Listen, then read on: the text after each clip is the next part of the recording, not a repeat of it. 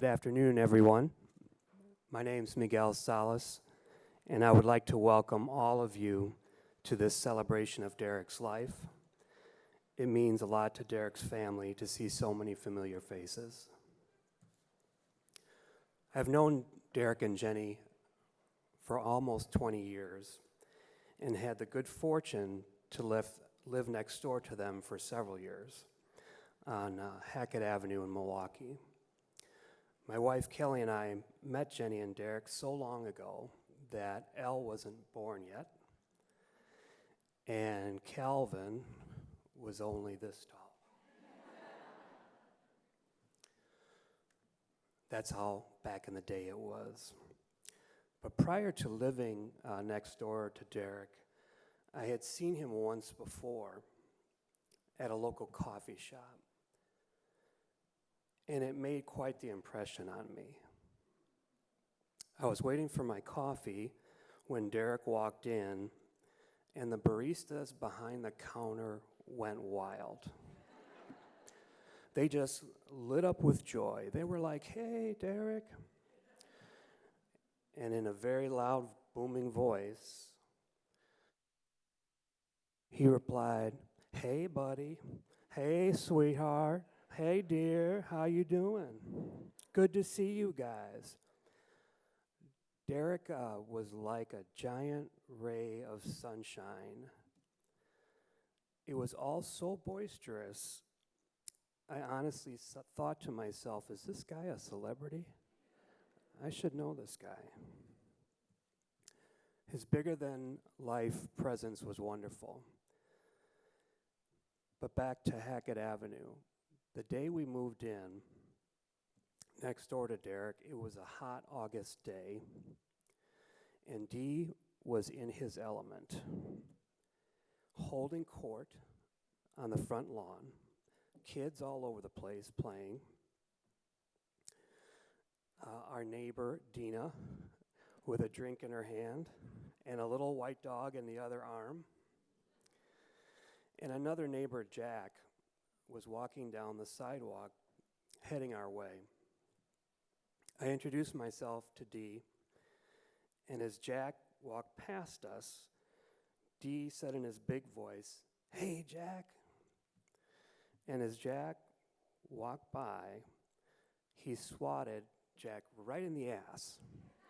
It was like Jack had just made a three-pointer in overtime to win the game.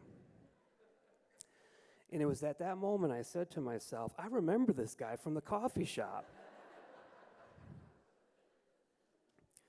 Our families had so much fun outside during those summers. It was wonderful because we had small children, and there were many happy memories of our enjoying each other's company. But to me, the most important memories of Derek were his generosity towards others and the warmth he exuded with people.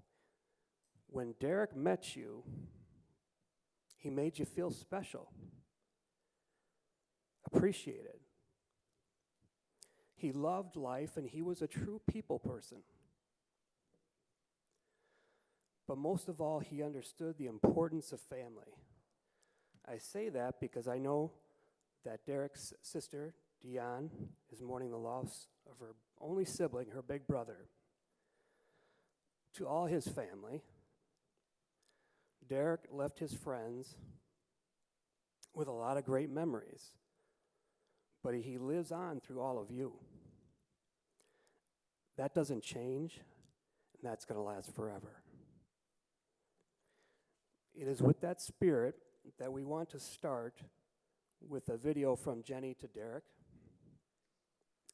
And when the video concludes, Derek's friend and a dear friend to the entire family, Stan Van Gundy, will share some thoughts. And then following Stan's remarks, we will share 2 more videos for Calvin and Elle.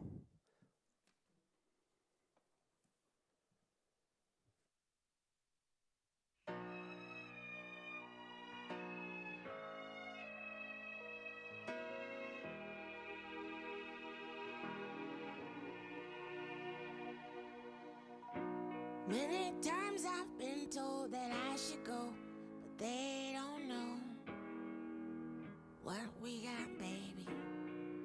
They may not see the love in you, but love I do.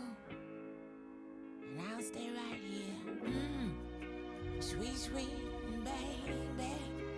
Life is crazy, but there's one thing I am sure of, that I'm your lady, always, baby. And I love you now and ever. Sugar wishes don't change what is real or how it feels in the bad times.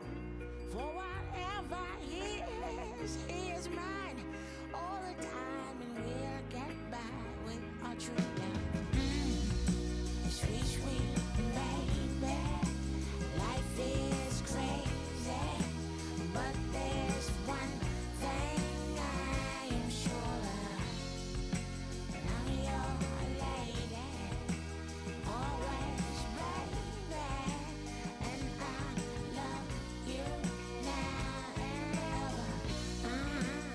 Sweet baby, life is crazy, but there's one thing I'm sure of. See, I'm your lady, always, baby, and I love you now and ever. Would I ever thought, just the two of us, that we'd come this far together? So I'm here to stay, 'cause without you, baby, I can't go any further. Say,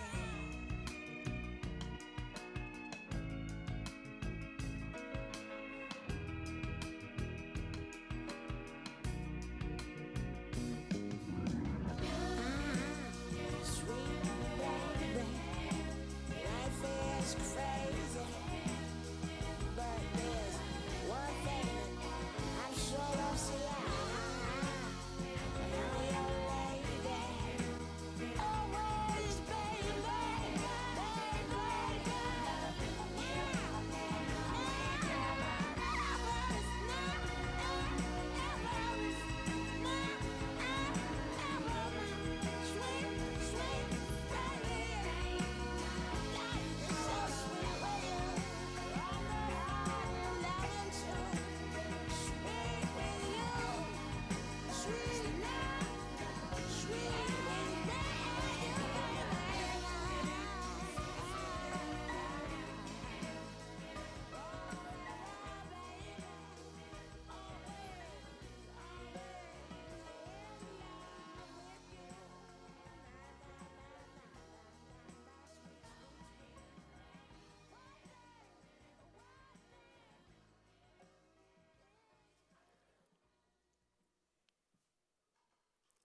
That was great, Jenny. And I have to say, it was only recently that I learned your nickname was the General. I don't know if that captured it, but I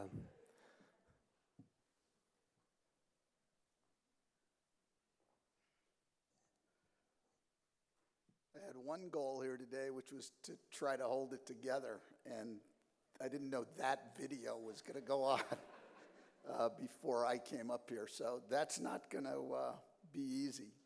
I don't think I've ever been as honored to be identified as anything as I was in this program today, where it just said Stan Van Gundy, Derek's friend.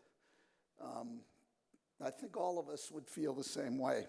Many of you here knew Derek a lot longer than I did, and for that, I'm actually pretty jealous. Our connection started with the Chappelles. Our daughter, Allie and Calvin, ended up going on the same service learning trip to Thailand about almost 7 years ago. And as their relationship grew, they introduced each other to their families, and then eventually the families to each other, and we just developed a connection and became great friends. And And so over these years, we've just gotten closer and closer. Derek and my friendship really started over a shared love of three things. First, sports. He was a lifelong Bucks and Packers fan, though I think when my teams played against the Bucks, I think he cheered for my teams. At least he told me he did. His buddies here who went to the games with him could tell me if that's true or not, but I think he did. But we even are sports fans, even to the names of our dogs. So his dogs are named after his favorite players, Giannis and LeBron. And one of the first dogs my wife and I had were named after my player who also won a championship here in Milwaukee, Oscar. So I'm a lot older, okay? I'm a lot older. You know, Giannis and LeBron came a lot later, guys. In fact, the last time I saw Derek in February, it will be a great memory for me. We simply sat in his house and watched NBA games on League Pass. And it was a great night and will remain a great memory for me. The second thing that we sort of bonded over was food, which isn't hard to believe when you look at me. He loved to barbecue and he loved to smoke ribs, and I love to eat them. So there was a connection. It's pretty much the way I've bonded with Elle. Elle loves to bake. I love to eat her chocolate chip cookies. Good connection there. And then finally, though, and especially as time went on and over the last year or two, more and more, what we talked about the most, quite honestly, when it was just he and I, was family and how important it was, how lucky we both were to have married the women that we did, and, you know, our kids. And, you know, he talked a lot about, especially in the last few months, about the dreams that he has for, or had for, Calvin and Elle, and how proud he was of them, and telling stories about them growing up. And it was nice to hear those things and to get to know Derek on a different level. And then as Miguel said, you know, the other part of family is Derek made, I'm sure you all have the same experience Miguel talked about, he makes everybody feel like family. And, you know, it's why not only Allie is here today, but my other three kids and my godson all flew in and wanted to be here today. I mean, Derek just brought everyone into his family. And we thank you, Calvin and Elle and Jenny, for sharing him with the rest of us. There's two things about Derek that I think will remain with me above everything else. And Miguel hit on the first one. You know, just his love for life. Long before his cancer diagnosis, he seemed to really understand that life was short and he was going to live it to his fullest all the time. And you watch the slideshow, I mean, how many places has he been? I mean, he traveled. How many things has he done? You know, events that he's been to and everything else. He ran marathons. You know, we know about his love of fashion, his love of cars. We have this beautiful yellow Cutlass out here. You know, there were just so many interests he had, and he was always excited about whatever it was he was doing. It's one of the great lessons I think that he's taught us is he literally engaged in life every day. And what he really loved, he loved a great party. As those of us who were lucky enough to be there at Times Square on New Year's Eve can attest to, as Jenny gave him one of his real bucket list wishes. Love to laugh, love to make others laugh. You just watch all these slides and the smile all the time. He was just fun. The one regret I really have is COVID knocked out Calvin's college graduation at Miami, because I had, previous to that, at my own daughter's graduation, had heard the plan start to come together for the celebration that was going to go on in Miami when Calvin graduated. And I've always regretted that never came to be. but I'll just remember how much Derek loved life and loved everything in it and every experience that he could have. But secondly, and probably more importantly, our family will always remember Derek's empathy and humanity. Jenny gave me a passage from the book Just Mercy, which was about Brian Stevenson, the head of the Equal Justice Initiative. And it's very relevant to Derek's life. And it's a fairly long quote, so just bear with me. Brian Stevenson said, "Paul Farmer, the renowned physician who has spent his life trying to cure the world's sickest and poorest people, once quoted me something that the writer Thomas Merton said, 'We are bodies of broken bones.' I guess I had always known, but never fully considered, that being broken is what makes us human. We all have our reasons. Sometimes we're fractured by the choices we make. Sometimes we're shattered by things we never would have chosen. But our brokenness is also the source of our common humanity, the basis for our shared search for comfort, meaning, and healing. Our shared vulnerability and imperfection nurtures and sustains our capacity for compassion. We have a choice.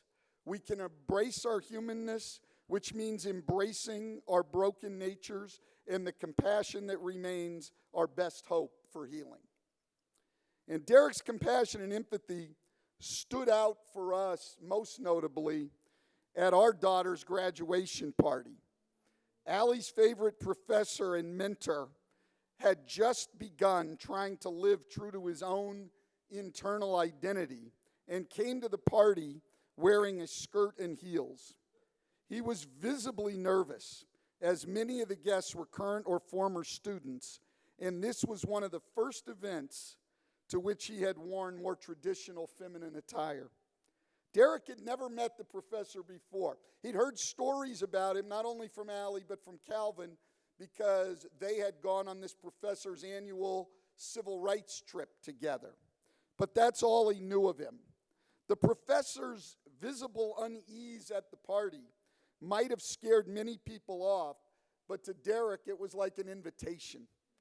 When he spotted the professor sitting alone, he went over, he pulled up a chair, introduced himself with that big smile, and started a conversation that covered everything from civil rights to basketball to gender identity and probably many, many other things. Derek was relaxed, totally at ease, and genuinely enjoying himself as he befriended another human being with dignity, respect, and compassion. But the truly beautiful part, the magic of Derek, was that the professor relaxed too, fully engaged in their lively conversation, feeling truly seen, and sitting a little taller. That day, Derek set the example. He stood above. He showed us a better way to be.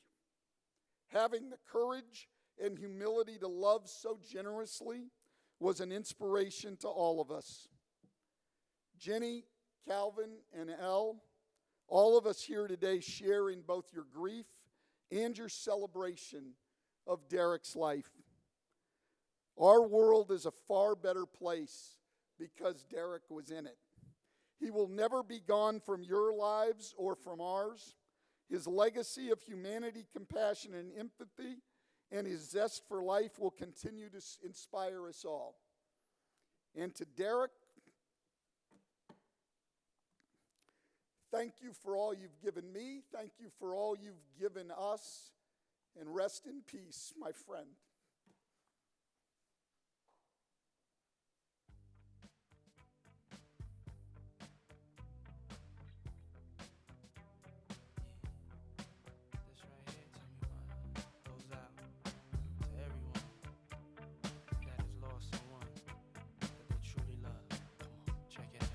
Yesterday we used to rock the show.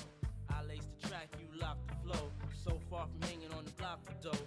Notorious, they got to know that life ain't always what it seemed to be. Words can't express what you mean to me.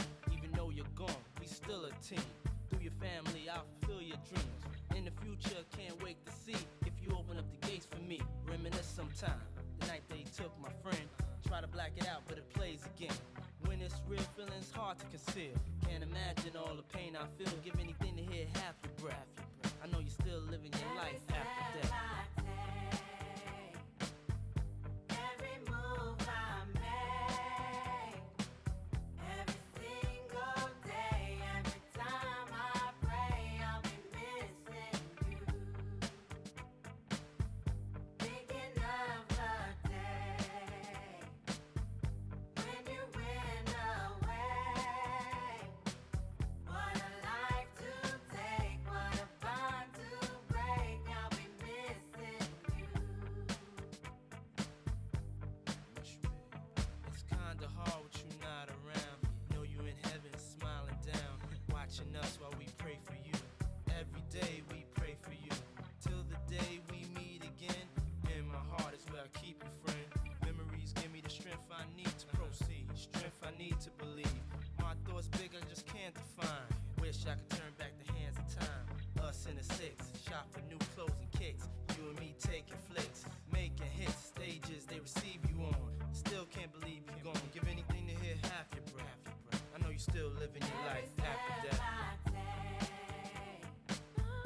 Every move I make, every single day, every time I pray, I'll be missing you. Thinking of the day when you went away. What a life to take, what a bond to break. I'll be missing you. Somebody tell me why. One bad morning when this life is over. Calvin Chappelle. Calvin!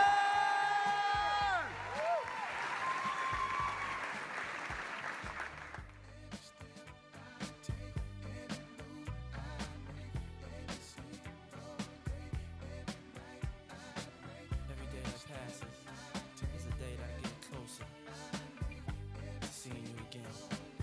We miss you, babe. And we won't stop, cause we can't stop. That's right.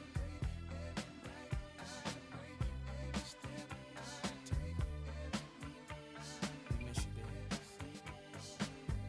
Every step I take,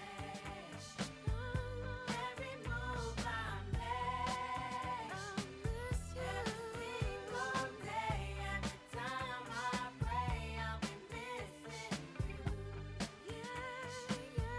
Thinking of the day when you went away. What a life to take, what a bond to break. I'll be missing you.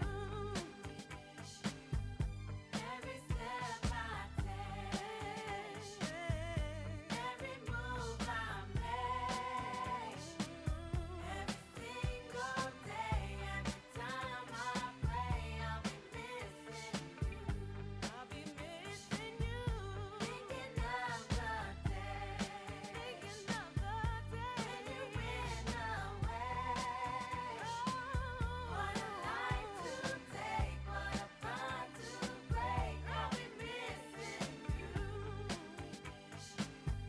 Every step I take, every move I make, every single day, every time I pray, I'll be missing your face. Thinking of the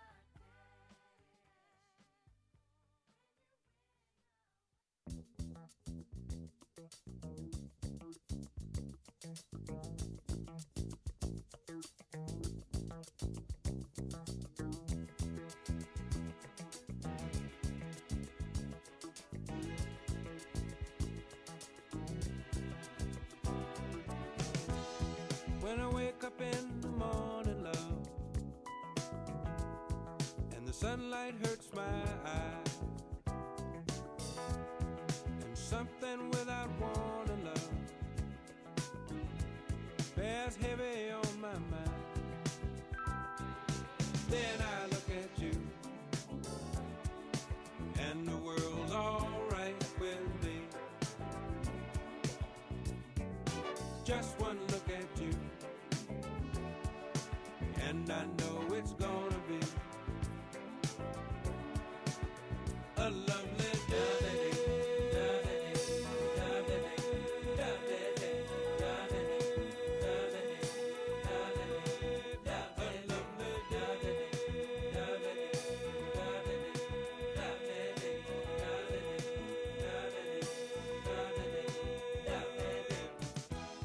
When the day that lies ahead of me seems impossible to face, when someone else instead of me always seems to know the way, then I look at you, and the world's alright with me. Just one look at you, and I know it's gonna be a lovely day.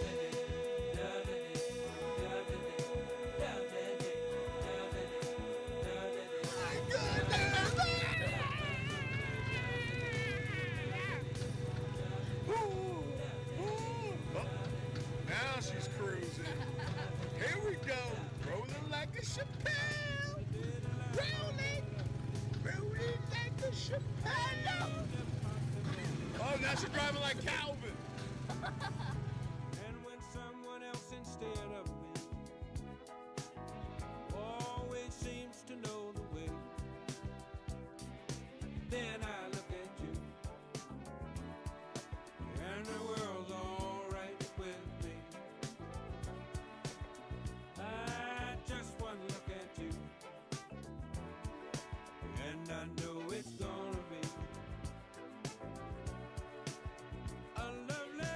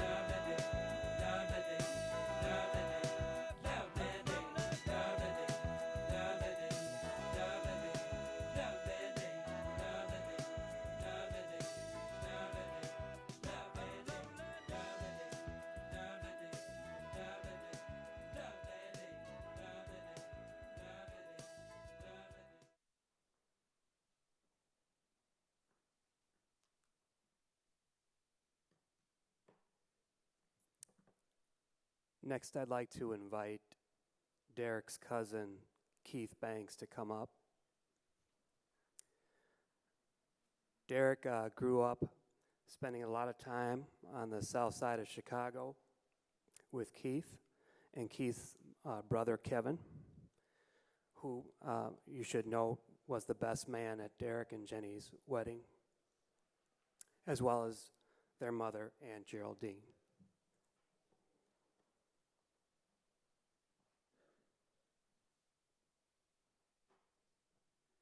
Greetings, everyone. How am I supposed to follow all of that? Thanks, Jenny.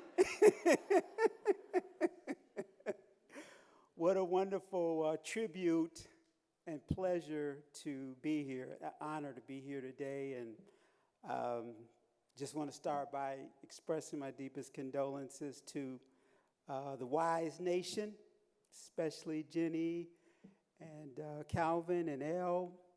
And also the Chappelle Nation. Many of our relatives are here. Uncle Ricky, Cousin Peyton, my mom, Aunt Geraldine, of course his little sister and her clan, Dion and Denasia and Amani and their kids and all of you. So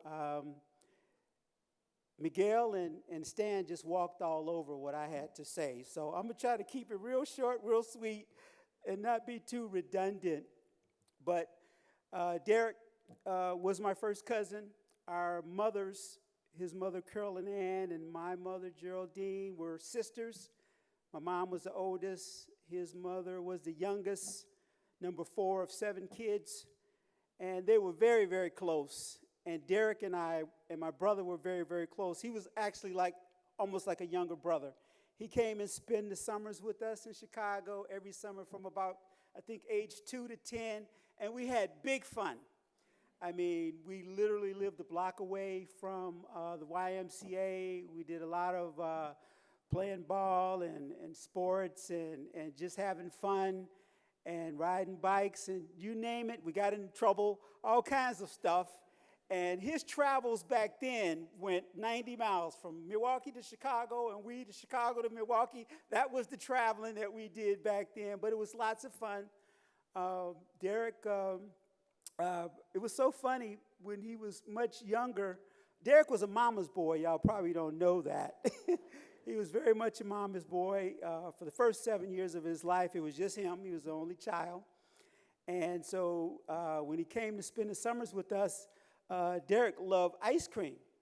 And so we would be playing, and then all of a sudden, the ice cream truck, ice cream, Aunt Jerry, ice cream. And he would run, and my brother and I, we would look, and he'd run up, we lived on a second-floor apartment building, and he'd run up there and run back, and he'd be back in a flash. He said, I got the ice cream money. And we would get ice cream. And then as he got older, it was like, well, he got a little bass in his voice. I'm just going to slide upstairs, talk to Aunt Jerry. We're going to get some banana splits this time, not the ice cream cone. And so it was so funny. He loved ice cream and loved to eat. Derek, without a doubt, was one of my favorite cousins. When I thought about just summarizing his life, and I said, live well, which is evidenced by the great tribute and the collage of how he lived. He lived well, lived large. He, Jenny, they had a beautiful family, beautiful home, traveled the world, did a lot of wonderful, great things. So don't need to spend a whole lot of time about that. I think most of you experienced that. And then he loved well. One of Derek's favorite passions was his family, was so important to him. And as I said, growing up, he was a mama's boy. And then when his sister Dion came along, he was just the happy big brother. Nobody could mess with Dion. It was like, hey, that's my little sister. Hands off, you don't touch her. And they were very, very close. And she was very special to him in his life. And then as they grew up and, she had children and he was big unk. And he really loved his nieces, Amani and and Denasia. And and he really treated them like they were his daughters, and he supported them in school and all their activities and all that kind of stuff. And then when they had kids and stuff, it was like, wow. So he was just a consummate, big unk and big brother. And so, and then as he got older and I got out of college and he'd come up to Chicago, we would party and, we would hit the clubs and we would party. We'd just have a good time. And I remember also the summers then turned into, we would go up there to the Summerfest. He would come to Chicago for the Taste of Chicago. And we just had big, the cookouts, the Chappelle cookouts, Spence cookouts were just off the chain, just the barbecue, the collard greens, the candy yam, the mac and cheese, you name it, we had to work. My aunts and mom, they were the best cooks, and my uncles, Uncle John, and Uncle Freddie, boy, they were smoke masters on the grills and stuff. And coming to Milwaukee, I learned about bratwursts and Polish sausages. From Chicago, we had hot dogs. You come to Chicago, get the hot dog, the pizza, the Italian beef. But say, try this. I was like, oh, whoa, wow, this is cool. So Derek had a big love for family, and he didn't tell me a lot about his girlfriends, but then once he met Jenny, he was like, Jenny this and Jenny that, and I was like, who is this Jenny? And she was just the most wonderful, beautiful person, and I see why he chose her and she chose him. But Derek was just always a lot of fun, just big fun, just big personality. And he also had a love for sports. He loved, the Bucks, the Brewers, the Packers, big Packer fan. And we used to talk on, I'm from Chicago, Bears, Bulls. Of course, in the 90s, I used to get on them, Michael Jordan, we rule, we own, And, of course, the Bears, we always had to go through the pack, which was always very tough.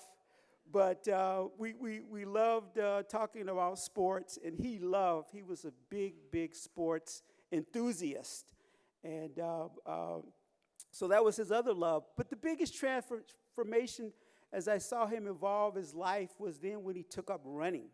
Because Derek was a pretty heavy dude, if you notice some of the pictures.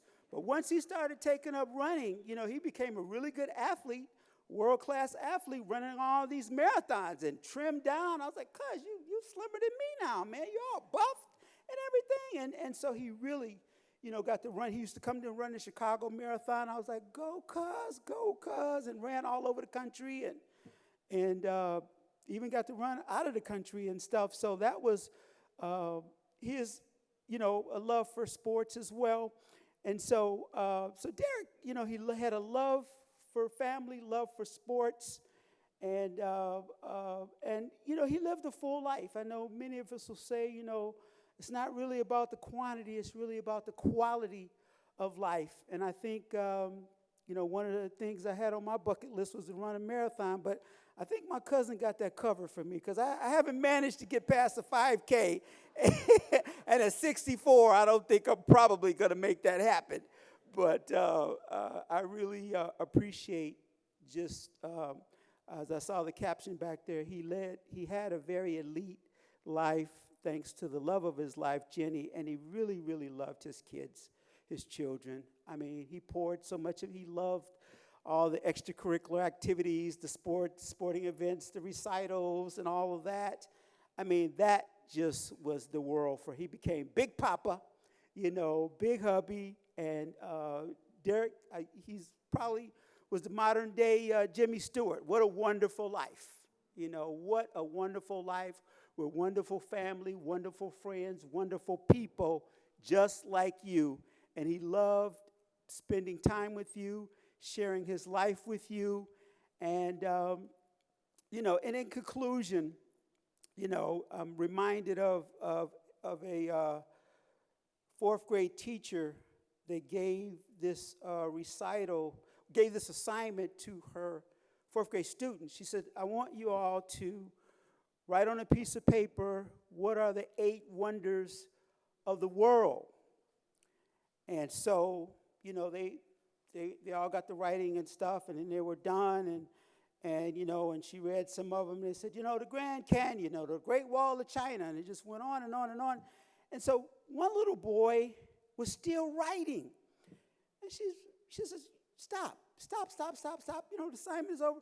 So she had him bring his paper up, and she began to read what he had on the paper, and he said, on his paper, he said, the ability to see,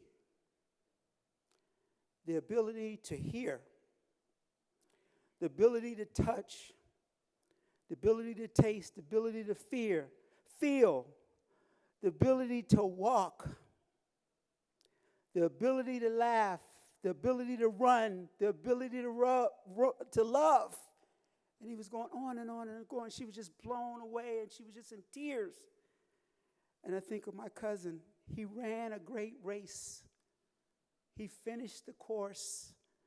Job well done, cuz. You lived a great life. You'll never, ever, ever be forgotten. May you rest in peace and rise in glory. Love you, cuz.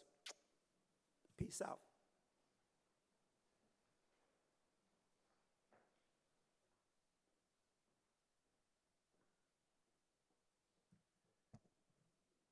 Thank you, Keith. I should note to Keith that Derek's love of ice cream trucks didn't just stop in childhood. When that truck sound came through the neighborhood, he was the first one out there running, and he bought all my kids, his kids, ice cream, and yeah, it was the same type of excitement. And as you probably noticed also from the photos today, Derek had a lot of young people in his life. He was Uncle Derek, Uncle D, Big D, Uncle Snoop, to so many of you. All of you gave him a lot of joy and made him proud. On any given day, he could be heard bragging about you, and it was just wonderful to hear. He was so looking forward to seeing how you would go on to live your lives, and he would have been 100% behind you as you pursued and lived out your dreams. With that in mind, we will hear from 4 such people.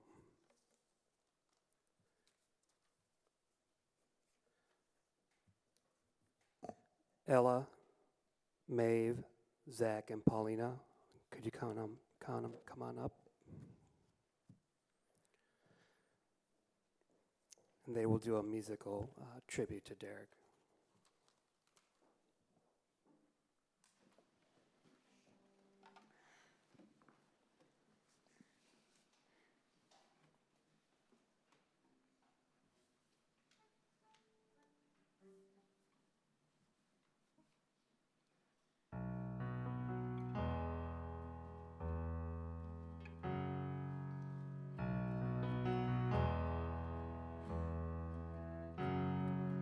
Is it the wind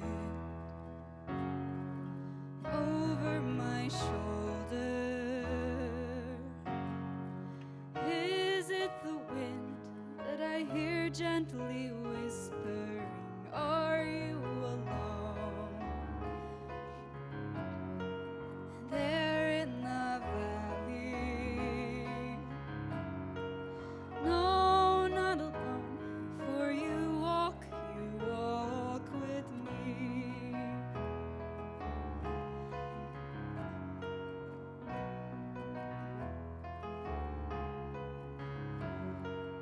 Is it the wind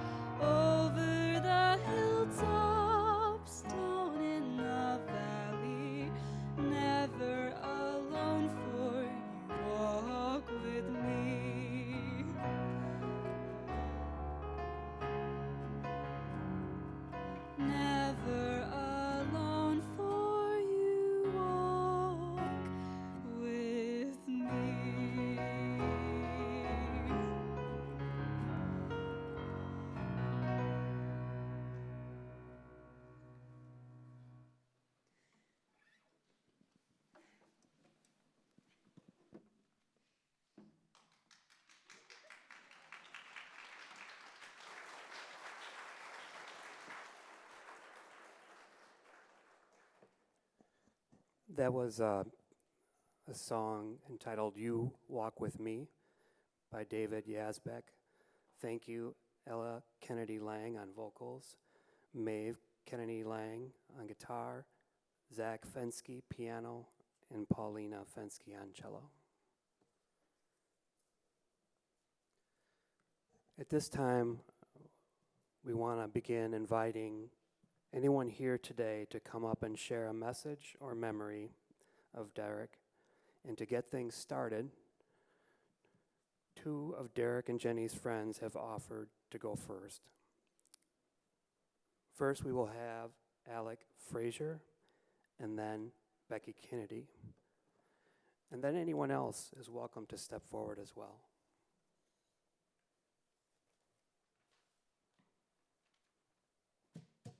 I was going to limit myself to two things, but as I was sitting out there, I was thinking about dozens of more memories that I had of Derek. And I hope that after Becky and I say something that many of you will come up and do the same. I have two brief stories about Derek that I'd like to share. The first one, I think maybe some of the people here were there, although I won't admit to who those people were. It was very early in their relationship when Jenny and Derek were invited to come up to my family's home up in Eagle River. On the drive up, they got into some very silly and heated argument. It was probably, who knows what it was, but it was very silly. And about 5 miles from our house, it reached some sort of ridiculous breaking point, resulting in Jenny pulling over to the side of the road and Derek getting out right at the doorstep of one of the most notorious redneck bars near Eagle River.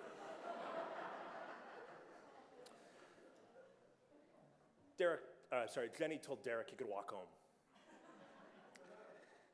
Let's just say that I was pretty familiar with this particular establishment, and I did not think it was the type of place that would be very welcoming to Derek.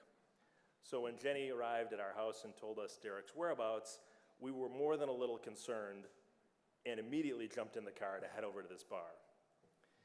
And of course, you all know where this is heading because when we got to the bar, it will surprise nobody in the room to learn that Derek was holding court and had immediately turned everyone in the bar to his biggest fan. Of course, we quietly convinced him that the better decision would be to come with us back to the house, and so we did get out of there and head home. That was always one of my best memories of Derek. He had this enormous personality, and everyone who met him instantly liked him. The second one came up over the last couple of weeks as Kristen and I were talking about Derek. And it's not really a story about his big personality or outgoing ways, but it's more about a sort of how he loved his family, and he loved kids, and he loved his friends. So years ago, he was getting pretty serious about one of his many interests and hobbies, photography. And Kristen and I and our two kids at the time were over at our friend Andy and Amy's house for a football game, and Derek had agreed to take a family photo. And so we stepped outside into the back, and our kids were little, maybe 1 and 3 at the time. And our son, who was very young, was very shy and very nervous.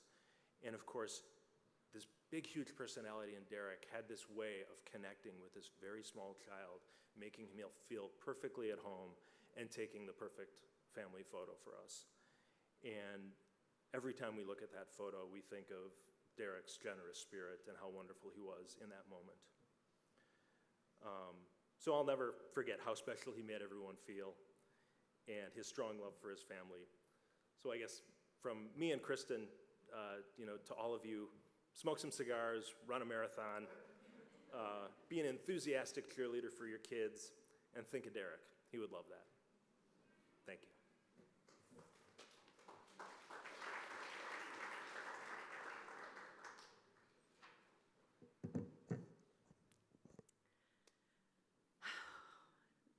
It's really hard. It's really hard. I'm a friend of Jen's from college, and I got to know Derek just after they met, more than 30 years ago now. And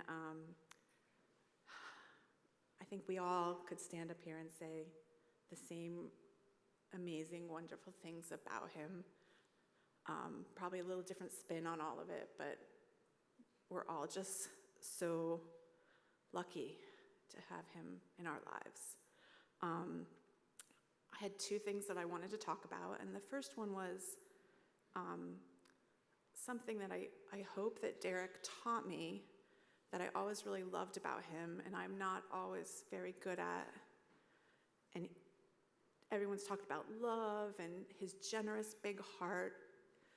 He really thought the best of everyone he knew. And, you know, they talked about a little bit of the bragging and the boasting, and everyone just got even better than you really were. Like, you know, it was just, he was so generous that way. He really thought the best and gave his love to everyone in that way. He just thought, you know, you were the smartest and the most successful and the kindest and the most creative and just the most fabulous person, no matter who you were, if you were in his family, and that's all of us. And so I think about that a lot, and I want to remember that and be more like that and have that be a part of my life and remember Derek in that way. The other thing I wanted to mention, and a lot of people have mentioned this, and is Derek and kids, and the kids that were in his life from when they were little to when they got to be grown up. I loved hearing what Miguel said about meeting and all the kids playing all over in the yard, and about what Keith said and having big fun when they were kids. Derek was always about making fun for the kids and giving love to the kids. And he drove that boat around the lake a million times because everyone wanted to be in the back. And, you know, we had to plan a trip so the kids could go and have fun. And, you know, when the moms wanted to go back, and Derek would say, I'll go with the kids and I'll stay. And, you know, my kids and my niece and nephew were fortunate and privileged enough to have Derek be their biggest cheerleader, be their big fun in their lives. And I heard something a little while ago about how, you know, you're never really gone, maybe until the last person who knew you and loved you remembers you. And when I hear that and I think of all those kids all the way down, it's going to be a really long time, and there's so many of those kids out there. Derek won't be gone because of, you know, all the love and generosity that he gave them. So I do really hope that people will come up and speak. I think we all have a lot of great stories, and we all have that love for Derek. So thanks, everyone.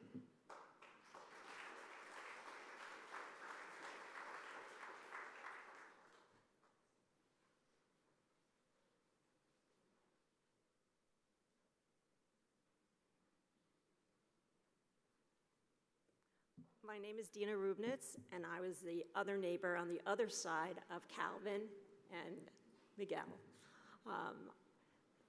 I wanted to just share something that my daughter wrote to Calvin and to Jenny, which really kind of highlights exactly what she felt, as well as my son Jonah.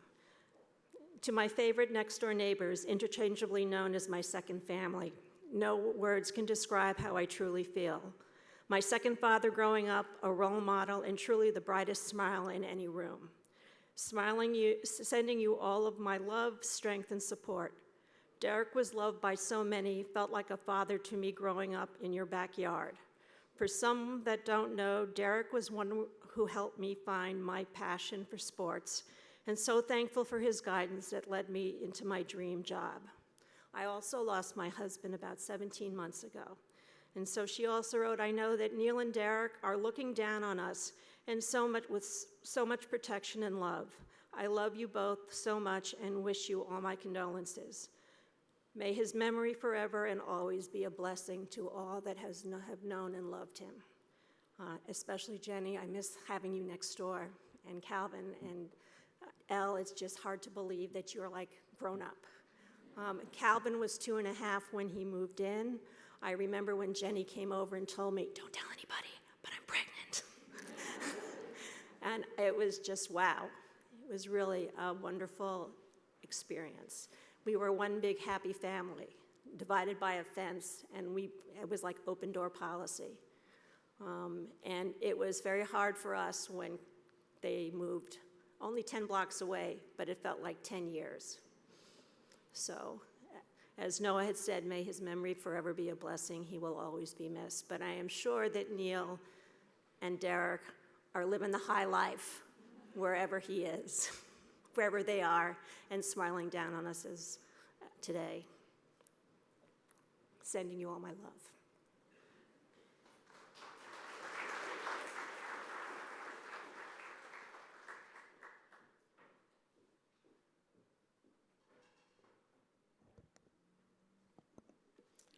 So I had, this whole week I was thinking about Derek and what I could say and should I say, and I didn't want to feel the pressure to say. And then this morning when I was home, I felt Derek, and it was just such a comfort to feel his energy in my home and around me. And then my thoughts and my words all came together, and they're all scrambled in my notebook, so bear with me as I share with you my thoughts. The first thing that came to mind were that there were a lot of beautiful moments in some dark times the last couple months. I would look and feel the light in this deeply sad time, but I could still, in the darkness, I could still feel the rays of light come through. As a close friend, Jack and Stephanie and I, we would have the honor to go over to spend time with Derek and Jenny and Elle at their house a couple times a week. And we have a long history together, and so when we were together, it felt like we were just back 20 years ago, sitting around eating wings, watching football and basketball, and just enjoying our time together. We paused, and everything that normally seems important wasn't. Laundry, cleaning, schedules, that wasn't important at all. What was important was our time together. I loved getting a text message from Jenny saying, "You can come over." And I might have been in my pajamas, I might have been in my robe, where I'd get in my car and I'd go. I had a key to their house, so I could just go right upstairs, and we, like in that big house, we just created a small world of togetherness. And we'd sit, and Derek was always eager to hear about my stories at work and wanted to know updates about Margaret, and he wanted to feel connected. Our time together was comfortable and it was familiar. Derek built community. He was connected to the people at Starbucks, Elite, Walgreens, the Shorewood Dads, Metro Market. He knew people wherever he went, and he loved hearing stories, and he loved sharing stories. One of the rays of light for me during this time is my own connectiveness that I felt and that I developed with Becky. And I made a new friend, Kimberly. And I got to spend time with Joey in New York, who I hadn't seen in a while. And I could eat concrete mixers with Calvin, who I'd seen, but not spent a lot of time, extended time together. Elle and I watched movies and Little Afternoon Delight. Jack and I discovered that we're perfectionists together, as Jenny would send us on different jobs, and we struggled to pick out the right onion. But we're perfectionists. And I also learned during this time that Jenny Weiss will move mountains for Derek. And she'll go off her rocker to take care of him and love him. Exceptional. Derek is doing that again today. He's building community. We celebrate Derek, and we take our lessons from Derek. These are my lessons. Stay connected, build community, allow time to pause, and look for the light. I love you, Derek.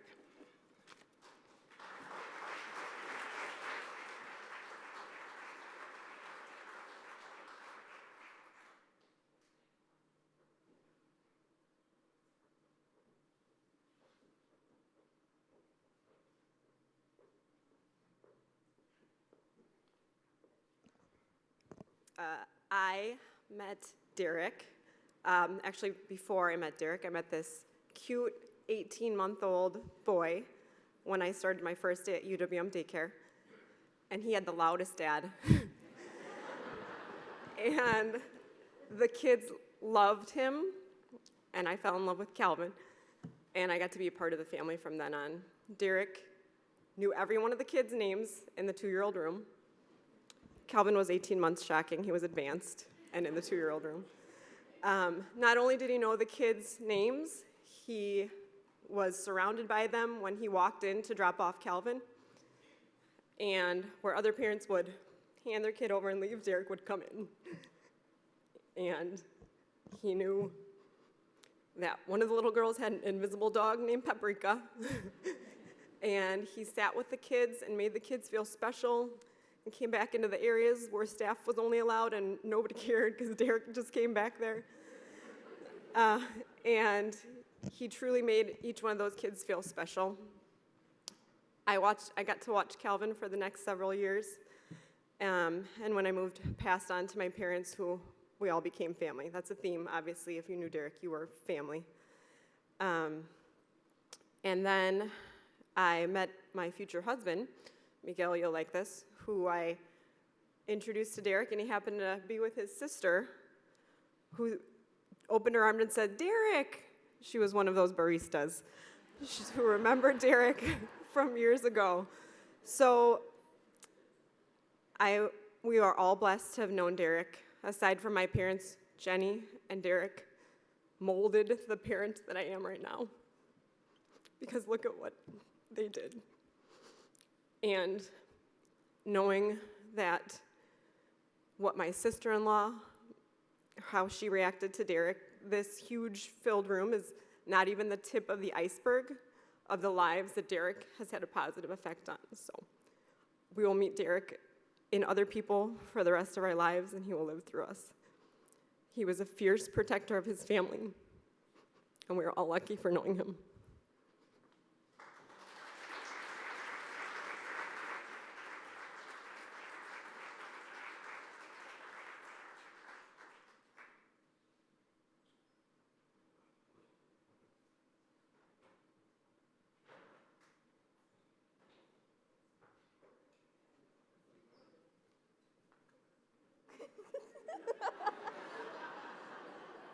Let me have my moment, please. So, hi, I'm Elle, and I'm not good at public speaking, so Dad must be with me, so thanks, Dad. No, but I have so many special moments with him. I remember when we would go to Disney, we bonded over Disney, practically, and the first thing we did, as soon as we landed, we planned what rides we were going to go to. And we immediately went to the park because obviously who wouldn't? And so, we bonded so much over that. And one of my favorite rides was the race car one. And so we have a lot of memories on that and my terrible driving, which is now better, by the way. Don't be concerned. No, but just we bonded so much over that, and it meant so much to me that we had the same love for such a giant corporation run by a mouse. We love a mouse. Is that weird? It's a little weird. No, but, and all the princess dresses and everything, I mean, yeah. I mean, you can tell I had kind of a gender identity crisis, so this is what you get. No, but if you had, told me when I was 6 years old this would be happening, I would be like, what? What do you mean? He's right there. My daddy, Derek. But he'll forever be with me and all of us. But yeah, and it means so much for all of you to be out here. But I remember that he always told me to have strength and not to let people get to me, because I have this one specific memory of I played softball. He had an impression on me, and I love softball, and look at me now. I mean, practically all the way on the other side. But I remember the coach was just like on me, and my dad was like, you know what, that's it, we're leaving. And we were driving back home, and I was crying, and he was like, stop. Like, I get it, but like also, you're letting him get to you, and that's not who you are. And I said, okay, still crying. But he gave me the strength that I have today, and everything I know. And I also remember when I was, yay high, and we had this kind of morning routine where he would bring up breakfast for me, and he would say, today we have antelope. I was very into big animal, like big cats, and so he was my mother cheetah. Though in nature, it's not correct, the mother is usually the one, but he was practically the one taking care of the pride.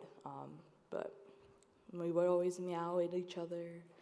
It was a little weird, but I was like 6 years old, so you can't really fault me. No, but and a really, really special thing was when I came out,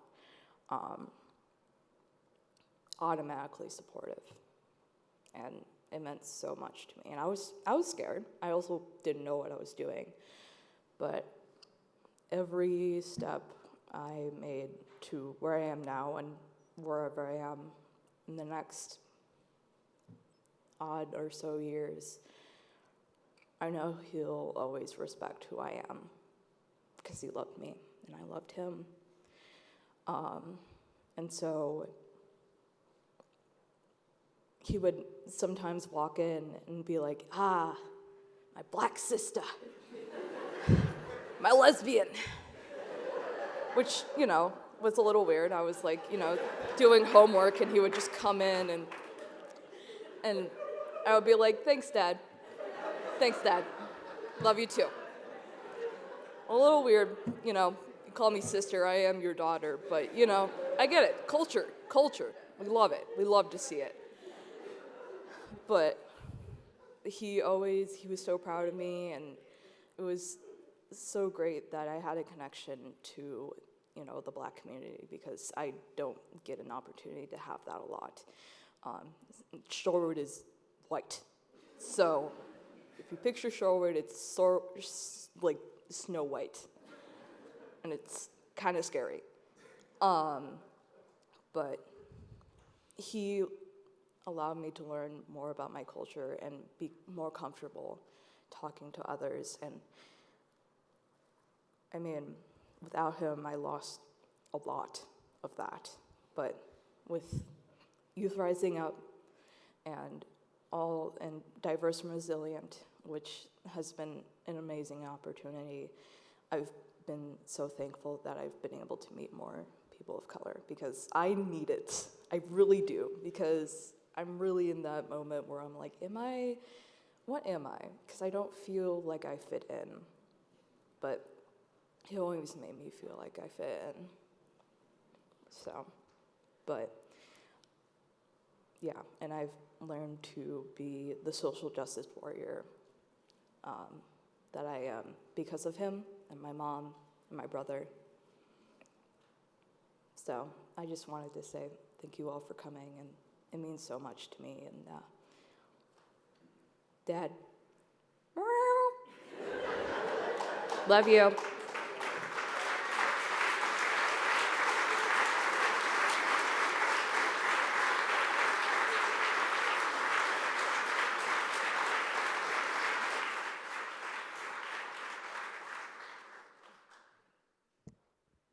How's it going? My name is Chris, and let me bring it up a little more. There we go. My name is Chris, and I went to Sherwood in 2012. And when I went, this was the first time I've ever been to Sherwood. I went to Milwaukee College Prep my whole life, and I knew nobody. But everybody at Sherwood knew everybody because everybody went to SIS or the middle school together. So I was kind of like the lone child, just like looking for a friend, and And eventually basketball season came around. We used to always go to Calvin House afterwards. I remember the first time I ever met Pops, he pulled up in his all black Infiniti truck, black rims. I'm like, damn, that's nice, okay. Who is that? Then we all hopped in there. I was like, okay. We ended up, this one day we went to Calvin House. It was during a blizzard. And we decided to have a snowball fight because what else do you do when you're a teenager? So me, Calvin, Squeaky, this was there, there's a few other people. We all having a snowball fight. Then eventually, like, Calvin came and, like, just smacked the snow in my face. I'm like, okay, I got him. So I ended up, sneaking behind Calvin and just smacked him in the face. He didn't like that. Tackled me to the ground. Started yelling at me, dude, my glasses, my glasses. I'm like, what? His lens came out of his glasses and he's pissed, just screaming. I never seen him like this before. So he ended up going back inside with everybody else, and I stayed outside because I felt awkward. I was like, I'm not about to go in there. Then out of nowhere, I just hear, what? This ain't no Cosby Show? I'm like, oh. Did you hit him?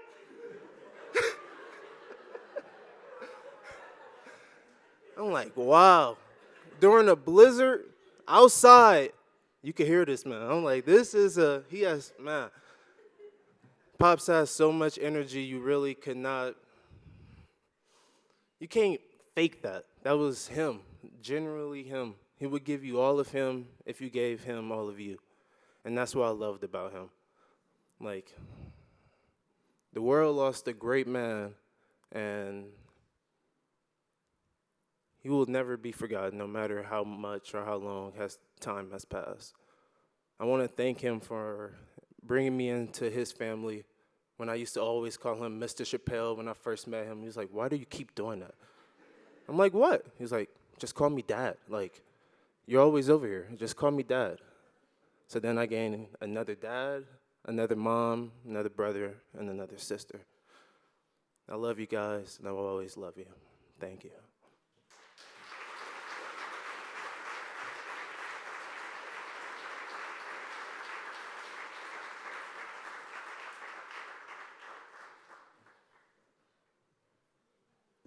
Good afternoon, everyone, and good afternoon, Jen, Calvin, Al. And I just want to thank everyone and bless everyone today for being here. And I know everyone that here would be here, and those that aren't, I know that they are celebrating from afar. I wanted to share a couple of memories. My family, my son, my husband, James, who's traveling today, so he's not here, but my son, Langston, is here. He and Calvin, I believe, began their friendship at the UW Children's Center. And I remember that they established a friendship very early on. And Derek was kind enough to bring Calvin by, or Langston would go over there because we didn't initially live near each other. And I remember it was one weekend, and I announced to Derek, I said, there's a house for sale right across the street, about 5 houses down on Hackett. And Derek says, where? And I said, I don't know the address, but it's on Hackett, 3300 block. And so I think that was on a Friday. So on Sunday, he said, we're going to go look at the house. I think it was that weekend or the weekend after. And the middle of the week, I saw him at the daycare. He said, we bought the house. So they bought the house and lived across the street. And my son Langston was just so blessed to be able to go over and play with Calvin, and Calvin come over there, and they had this amazing friendship. And I remember it was 16 years ago, because it was my 50th birthday. And Derek and I just shared the love of basketball so much, as he does with so many. And I think it was him that actually helped me get involved in coaching basketball at the middle school that I still teach at. And I coached for 10 years the young men's basketball team. And it was my 50th birthday, and I'll never forget, it was a Saturday, and Derek happened to call, and he says, so what are you doing for your 50th birthday? And I said, oh, Langston and James are probably going to take me out. And he says, no, they're not, because I'm taking you to the LeBron James Cleveland Cavs in the Bucks game. And that's just how generous he was. And I mean, I never had a seat like that before, and have never had one since. But and the food, I mean, we had valet parking, and it was just amazing. But again, it speaks to so many of us, I know, talk about, our life experiences, what Derek, things that, we have shared with him. And I'm reminded of when my son did his essay for college, one of the things that he focused on when he was doing some volunteer work for art therapy with a guy that had had a stroke. And he wrote about how oftentimes people could see what he did for that particular stroke victim, but nobody often sees what that person does for us. And so the experiences that we talked about today just resonates that we all have great memories of, we really did see what Derek did for us. So I want to say to the family, both families, that we love you and bless you, and thank you for this beautiful celebration.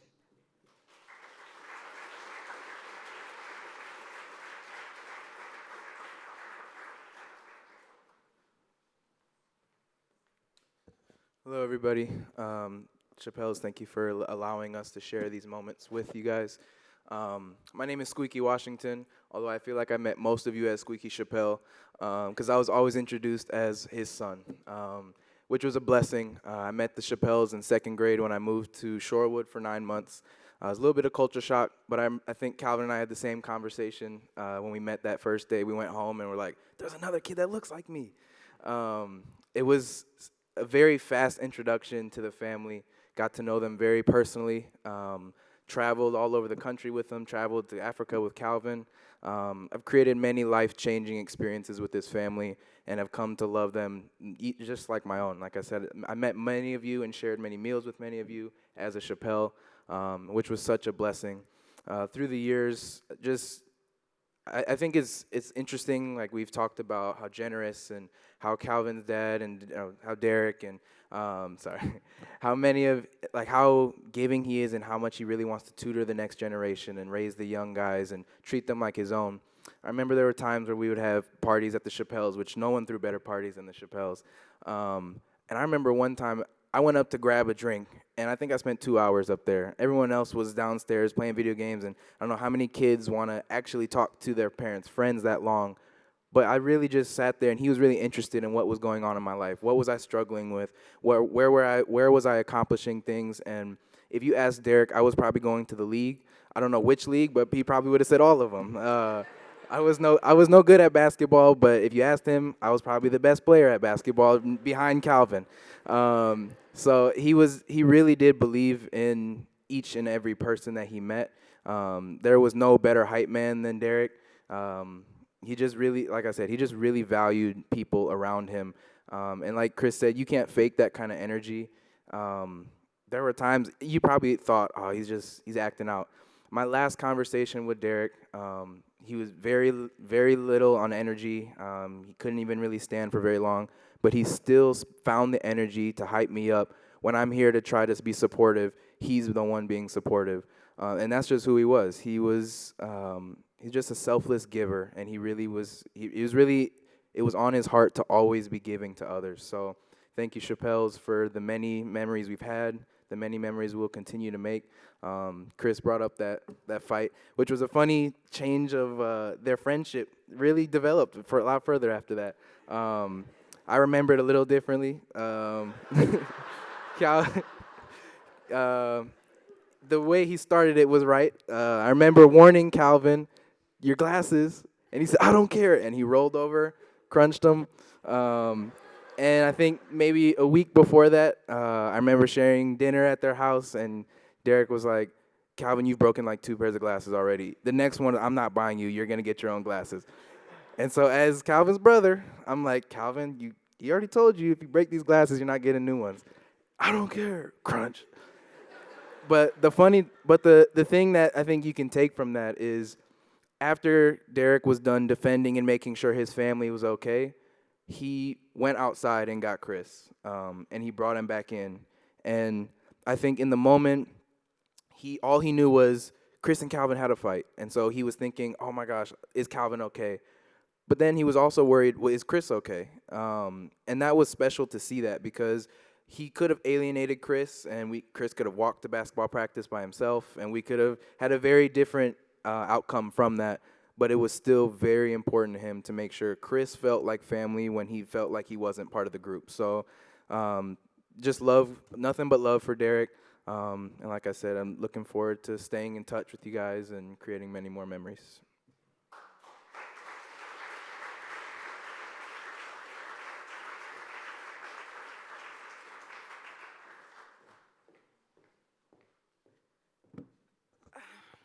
Well, I was contemplating coming up here because I'm a little nervous.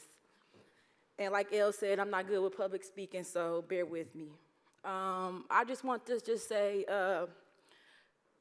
Derek to you guys was known to Big D to us. So I just remember as a kid always thinking like, I got a cool uncle. Like, he got all these cool tattoos. He do so many different things. He traveled the world.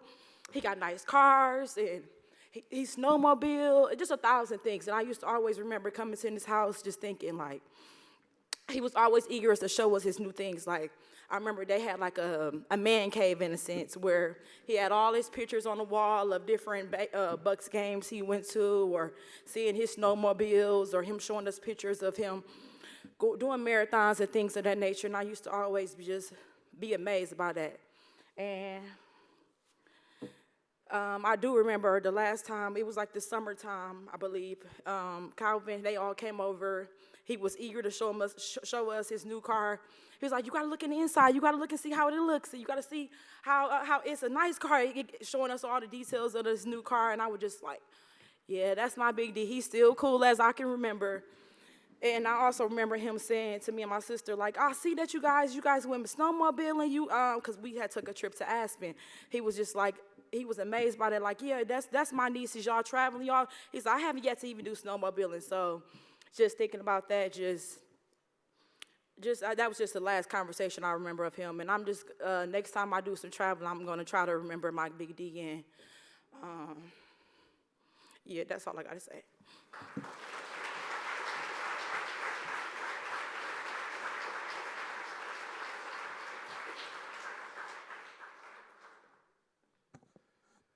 My name is Jeff. I'm someone, and I felt compelled to come up and talk because I'm someone who met Derek relatively recently, and at the same time, his reputation preceded him.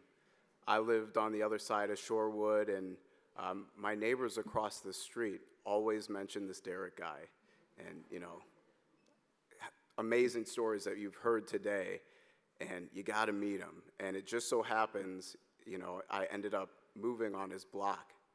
And so I was very excited about that, and I later found out that Derek was more excited than I was.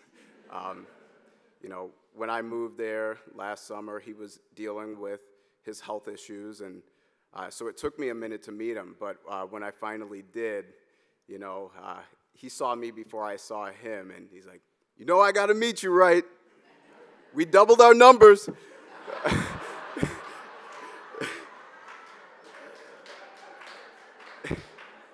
And in the short period of time, you know, in between bouts of, you know, good health and bad, you know, we made so many plans to go to Bucks games, to have cigars. Calvin doesn't even know this, but, you know, he got me the Yeezy album before it even came out through Calvin. And, you know, so I thought this was just, you know, an amazing guy that I looked so forward to getting to know. And, you know, it's hard to see it be so cut short.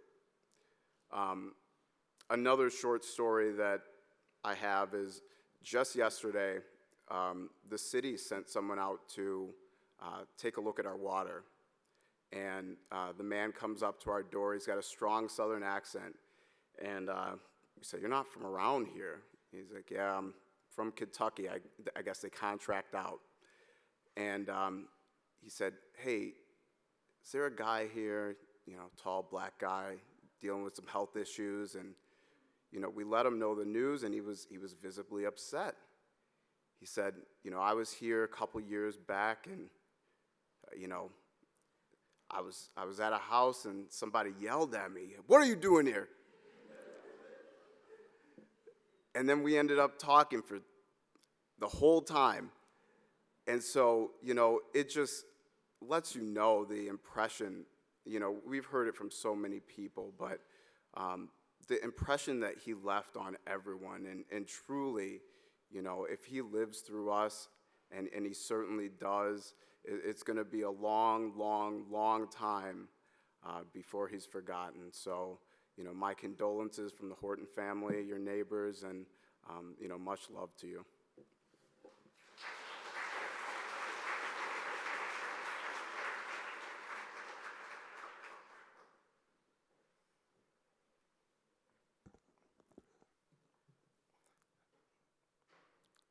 My name is Aaron, and I'm Jenny's brother.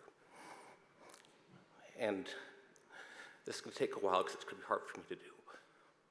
I want to tell you all about the greatest gift Derek ever gave me. I've been estranged from my family with the Chappelles for over 5 years. I'm ashamed of it. It was stubborn and it was foolish. I wasn't able to help with any of Derek's care or support my family in any way. I'm humiliated. Greed is asking for something you don't deserve.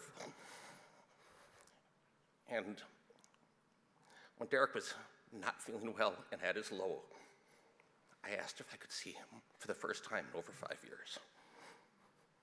He did that for me. And in his wisdom, he gave me that gift and allowed me to apologize to him. And I apologize to the rest of my family, and I hope to do much more of that in the future going forward. But Derek's act of mercy for me is the greatest gift he ever gave me, and I will forever be thankful.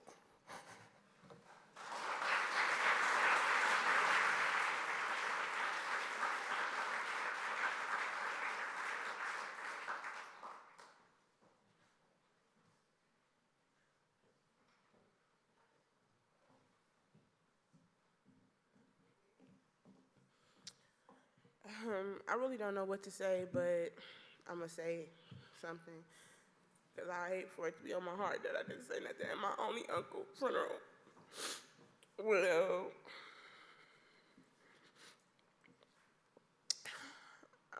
I'm really hurt. It's my mama, only brother, only sibling. Both her parents has passed away, so it's just like a lot of mourning that's been going on lately in our family.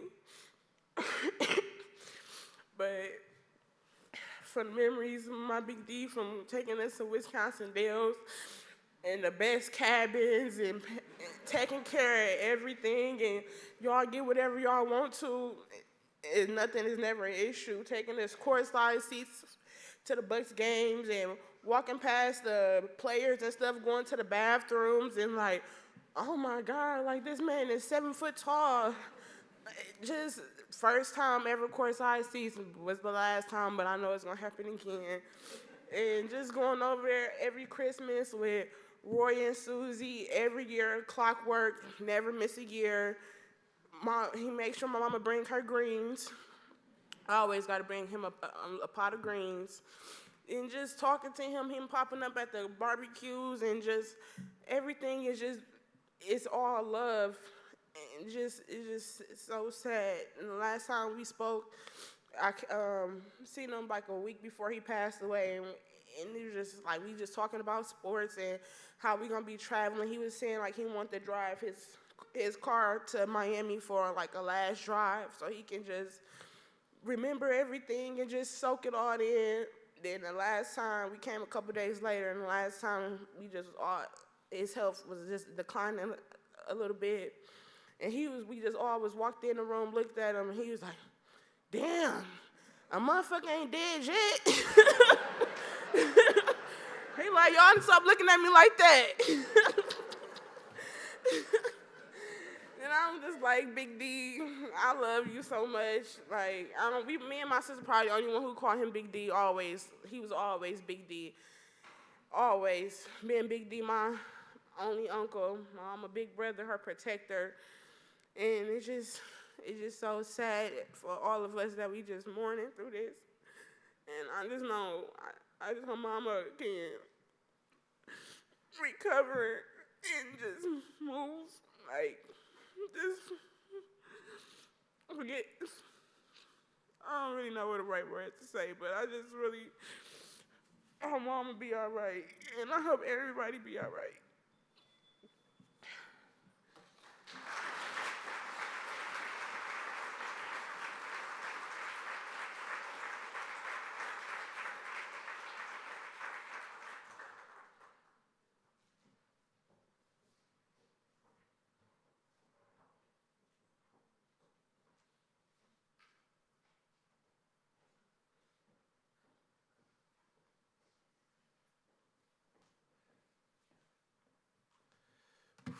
I'm sitting in the back, I didn't see, like, there's a lot of faces, so bear with me.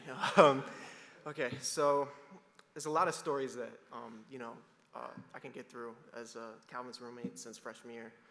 But, and I got my two roommates with me, like we were Calvin's roommates for 4 years in total at this point. But, when you get to the University of Miami, right, you fly down there with your dad. It was, Calvin was there a day early, me and my dad got down. And, you go in with your dad, you move in, like you introduce yourself to each other, our dads are like, hey, what's going on? And then they kind of just, skate off for a little bit, leave the kids alone. And, from the moment that, me and Calvin got to spend time together, we bonded over a lot of the same themes, you're going to hear, about Derek and like, sports, food, the love of the Midwest.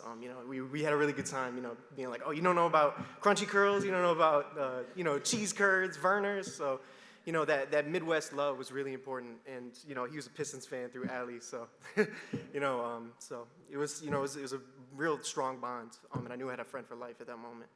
But, you're going through, you're not really thinking about like what your family's doing, what your dad's doing while you're doing all this, everything's new.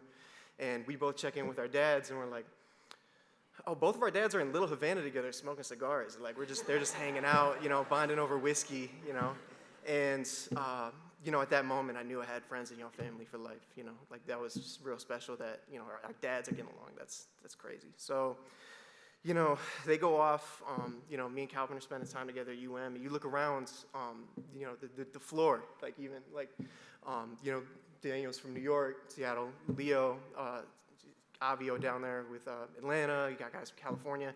Everyone's thousands of miles away from their family, right? And, one of the biggest things about that is, Calvin's dad being down there as much as he was, it was every month, pretty much.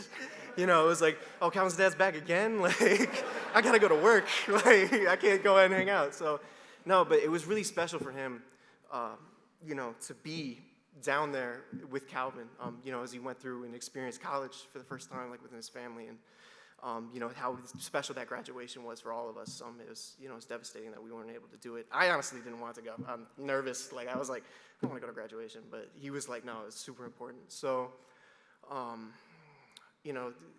trying to get all the stories in, but the biggest part about him being down there, right, like the Uncle Snoop moniker, it was, so much less about, the time he spent and like the camaraderie that he had with all the people there, but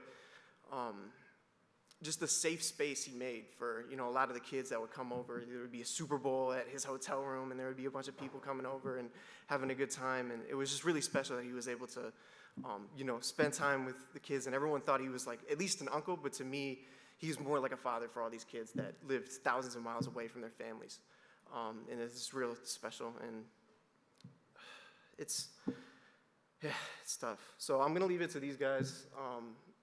And I don't know if they have anything to say, but rest in peace, Uncle Snoop. We miss you.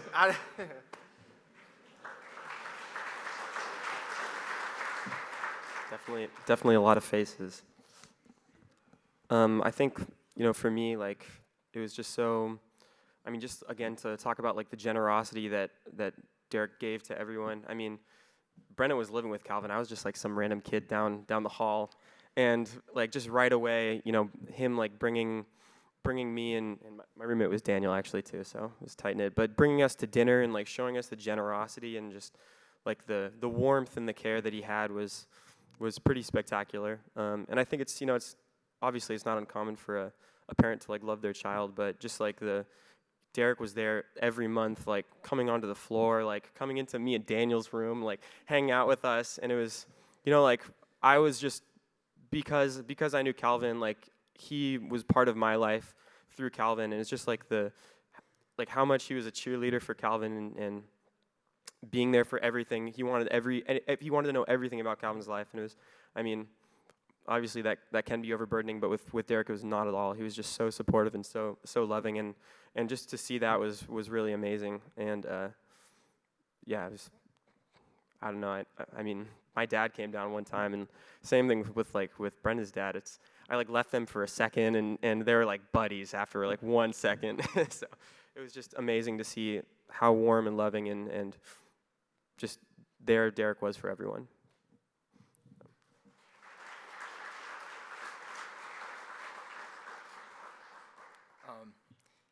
I just want to thank everybody for sharing all these stories. It's really great to hear so much insight into Derek's life, and as someone who was Leo's roommate and like met Calvin literally first day of college, like instantly like getting along.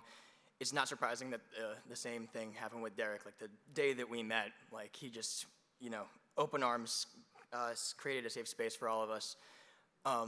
Something that I've been thinking a lot about for the past few weeks is that he was such an interested person in everybody's life. He just wanted to know more, learn more about you, and like appreciate more about you. Find out like how's not just how your day is going, but like what are your aspirations? What do you love? And wanted to share that part of himself as well. And that was infectious. That was something that like I carry with me still. And not just the things that like something that like I've been thinking a lot about is like how me and Leo got like an espresso machine in our freshman dorm, and he was more excited about it than we were when it arrived. He was like, "Oh, you guys have an espresso machine. We're gonna all every time he's gonna come over, he's gonna drink espresso with us." It's an exciting thing, and take us to steakhouse and get baked Alaska literally every single time that we went to that steakhouse, and he was the one to push for it. He really not only wanted to know more about the people around him, but wanted to share the joy that he had with everyone else. His laugh was contagious. Every time he laughed, you laughed, and his appreciation for life made you want to appreciate life more. And that's something I'm going to definitely be carrying with me every day for the rest of my life. So, and thank you to the Chappelle family for giving us this space to share this. And thank you, Derek.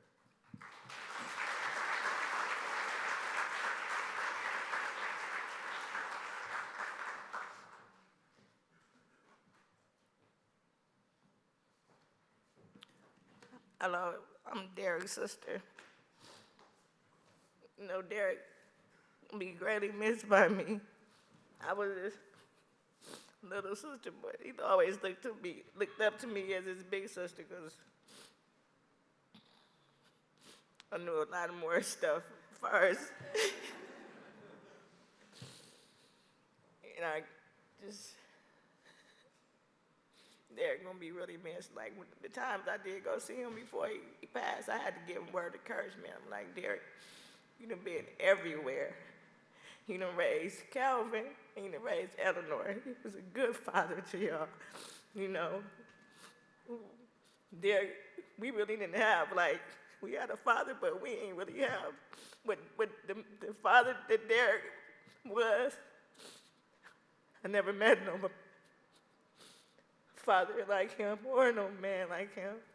Derek was a good husband, a good father. And I told him that. I'm like, Derek, you did a good job. You did a good job. With Elle, you see all them pictures. That's all fun. Y'all daddy loved y'all. You know, y'all daddy loved y'all. He loved Jenny. I remember Jenny was there when I had Denasia. That was like 30 years ago. I the first one that held them. Held her when Derek was right there at the hospital with both of my kids. Both times he was there. You know, Derek be truly missed from me and my family.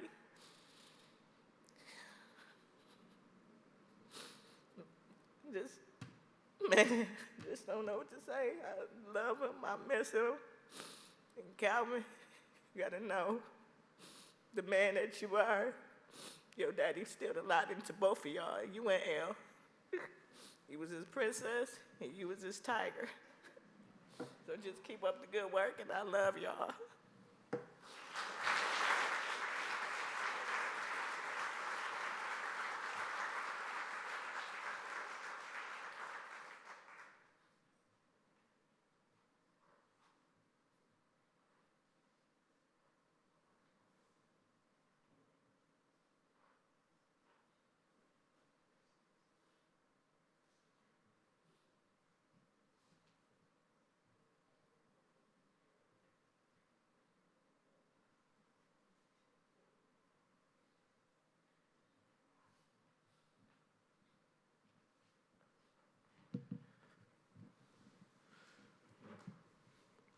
All right, I don't have too much to say today. First, I want to thank everyone for coming out. It means a lot to me and my family. People travel from all over the country to get here, and that means a lot. And I know my father would be so happy to know that so many people felt so much love for him. My father, he had a special talent to create lasting impacts on people's lives, and that was something I will always remember him for. He was also an expert navigator of situations he had never been in before. He lived in an all-white neighborhood as one of the only black men. And he sent his kids to an all-white school. And he came down to an all-white university. And he made friends with everyone. And you've heard all these stories all day. And that's something that is so special about him. And I hope that I can carry on with myself. I'm not gonna be too much longer, but I just want to share with you that he taught me so much, whether it was playing basketball or how to drive or anything. He was a very wise man. And despite all that, the most profound thing he ever taught me was how to become a father when he didn't have one himself. And so that's something I hope to carry with me for the rest of my own life in creating my own family. Thank you, guys.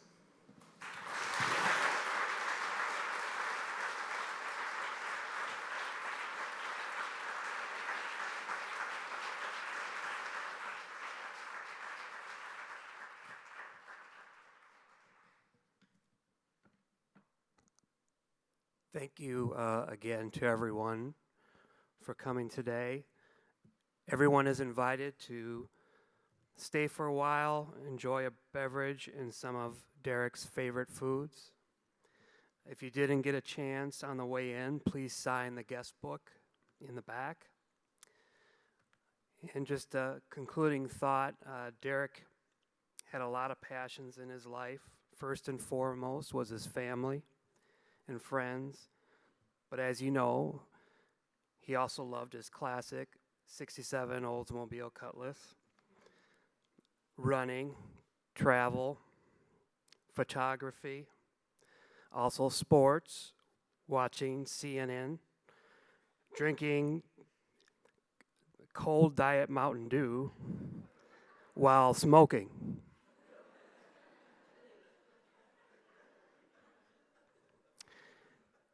And, of course, as was mentioned, eating ribs in the backyard. And always smiling. It is with that spirit we hope this next song will make you smile. Thank you.